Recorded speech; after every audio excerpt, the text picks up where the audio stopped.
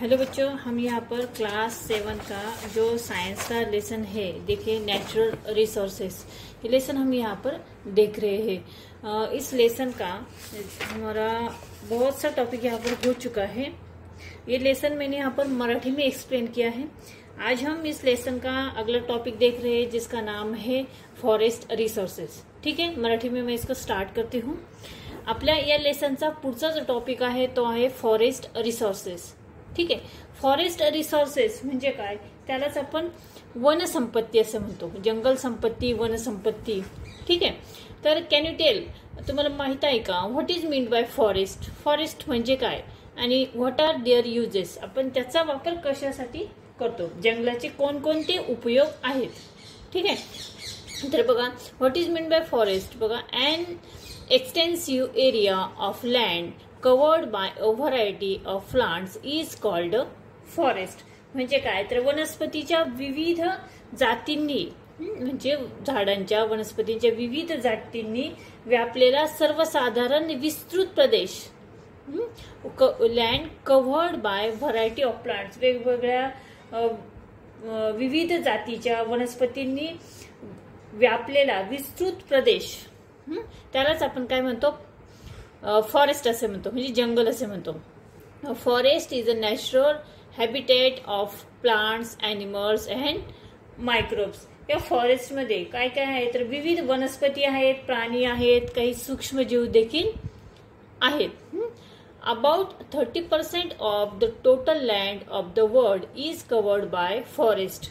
पृथ्वीवरील जवळजवळ जगाच्या एकूण भूभागापैकी सुमारे 30% जो भूभाग आहे, 30% जो एरिया आहे तो या जंगलाने व्यापलेला आहे।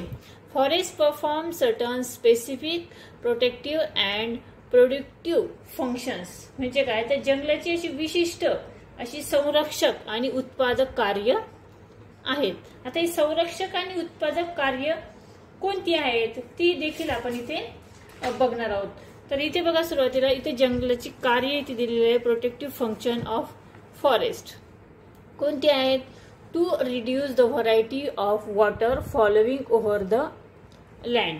म्हणजे काय, तर भूपृष्ठावरून म्हणजे जमिनीवरून वाहणाऱ्या पाण्याचा वेग कमी करणे हे त्याचं मुख्य कारण आहे। पुढचं आहे टू प्रिव्हेंट सॉइल इरोशन, म्हणजे मृदा म्हणजे माती याची जी धूप जी होती तिचा प्रतिबंध करणे हे वनस्पतीचं मेन कार्य आहे।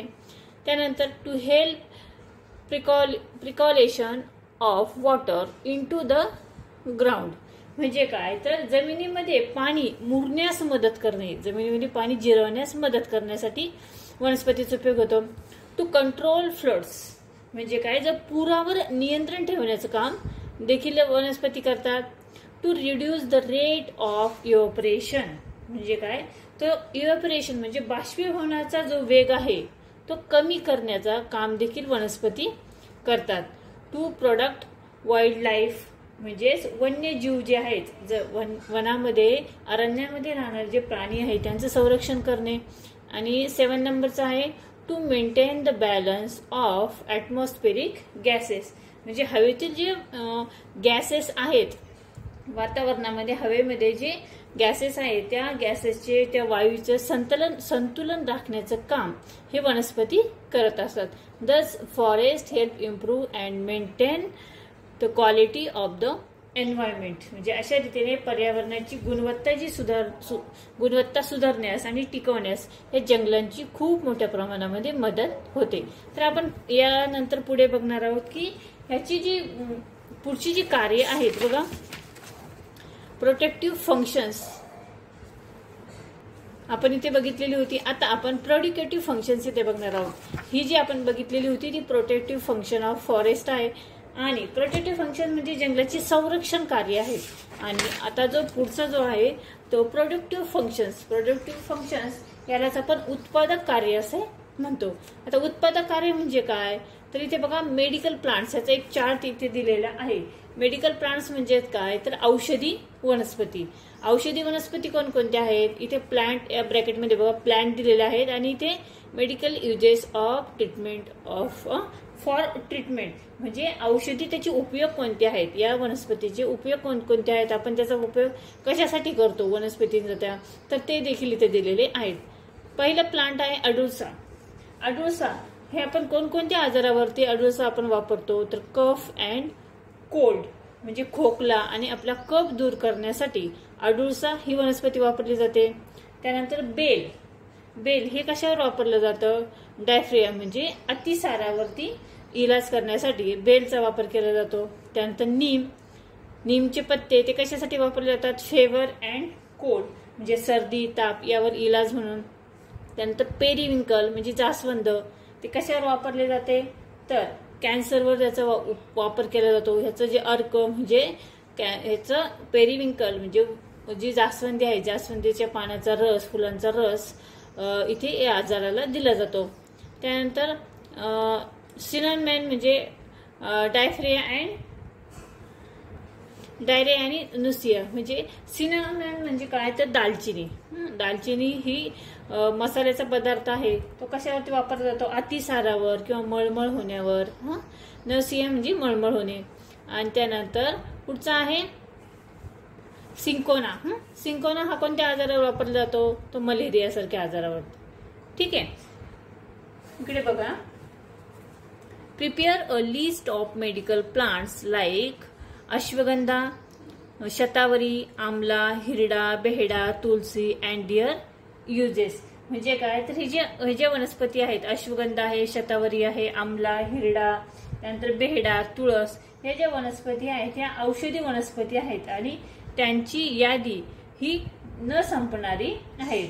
त्यांचे उपयोग जे आहेत आपण ज्या या वनस्पतीचे उपयोग करतो ते न संपणारे उपयोग आहेत.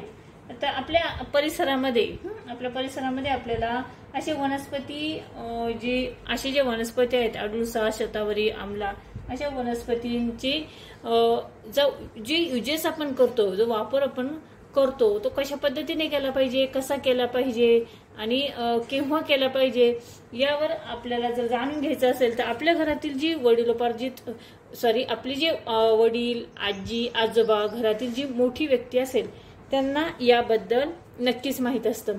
ठीक आहे, यानंतर पुढचं बघूया वूड. वूड म्हणजे काय तर लाकूड.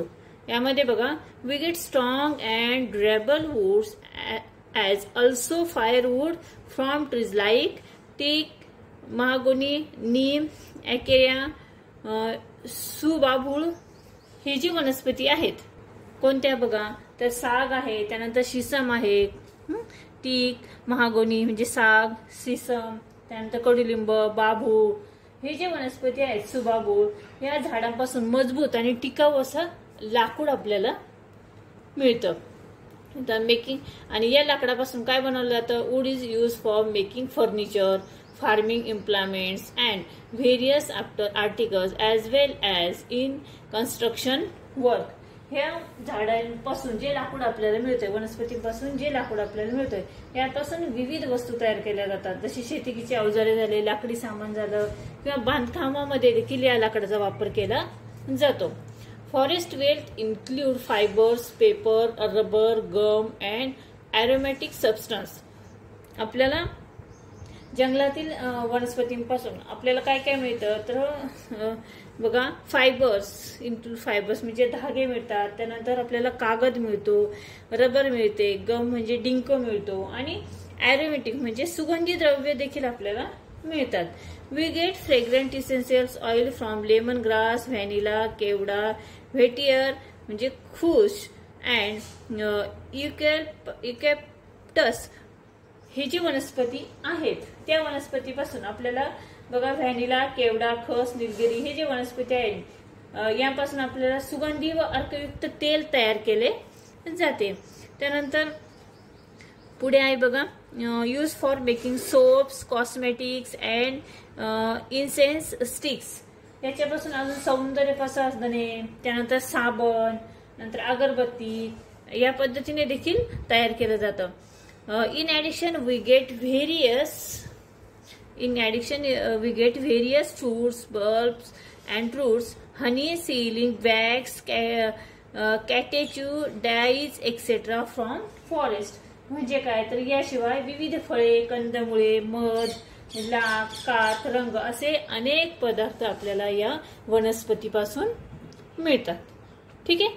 आजच्या व्हिडिओमध्ये आपण हा जो टॉपिक आहे फॉरेस्टचा, बघा, फॉरेस्ट रिसोर्सेस हा जो टॉपिक आहे तो आपण इथे बघितलेला आहे. आय होप तुम्हाला तो नक्की समजला असेल.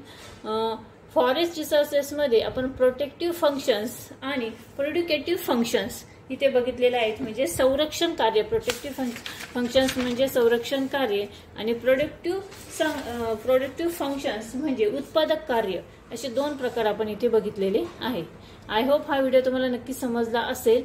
हा व्हिडिओ जर तुम्हाला समजला, आवडला तर या व्हिडिओला नक्की लाईक करा, शेअर करा आणि चॅनलवर तुम्ही नवीन असाल तर चॅनल सबस्क्राईब करा. व्हिडिओ बघितल्याबद्दल धन्यवाद. पुन्हा भेटूया या लेसनचा पुढचा टॉपिक. तोपर्यंत बाय बाय.